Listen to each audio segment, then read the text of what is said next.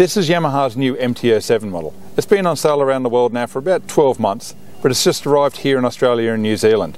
And the model that we're getting is a little bit different than the one sold everywhere else. What makes the MT07 Australia and New Zealand are getting unique is its CP2 motor. In the rest of the world it's a 689cc twin-cylinder engine. For Australia it's been reduced to 655cc's by reducing the bore down from 80mm to 78mm.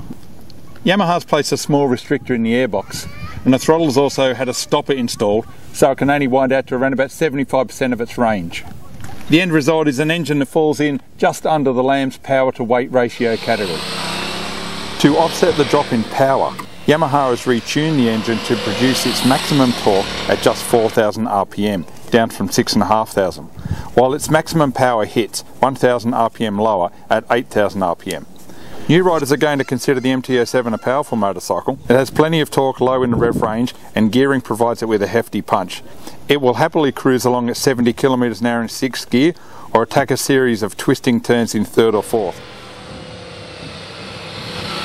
The MT07 follows very similar styling cues to the MT09.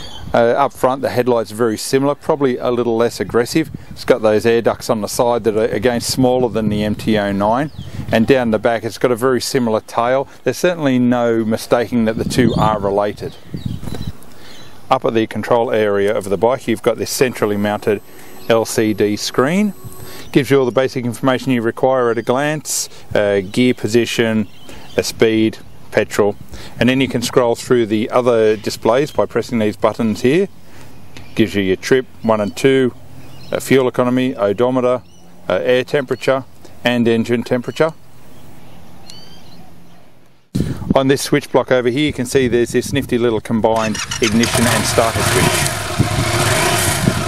Suspension is a 41mm telescopic fork up front and a preload adjustable monoshock at the rear, which bolts directly to the engine casing.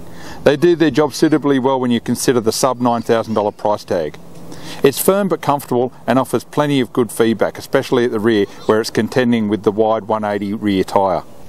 The brakes have plenty of bite, and the only gripe being that ABS is not fitted standard or as an option. The MT07 is not the only Lamb's motorcycle without ABS.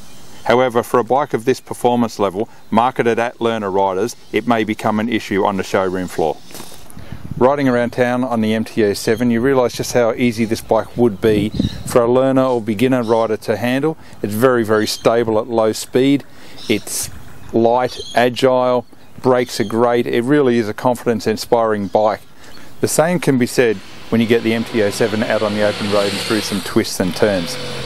For a beginner, it would just fill them with confidence. It handles beautifully, it's very balanced, and for an experienced rider you can really get a lot out of it. You could put an experienced rider on this, not tell them it's a Lamb's bike, it would be very hard for them to pick it.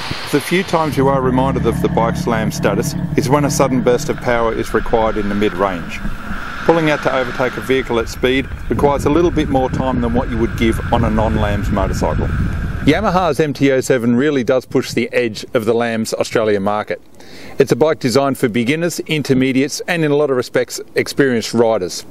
Yamaha's invested a lot of money in developing this bike for the Australian market, so it's expecting it to sell and sell well. But having ridden it, it really is a bike that you can grow with.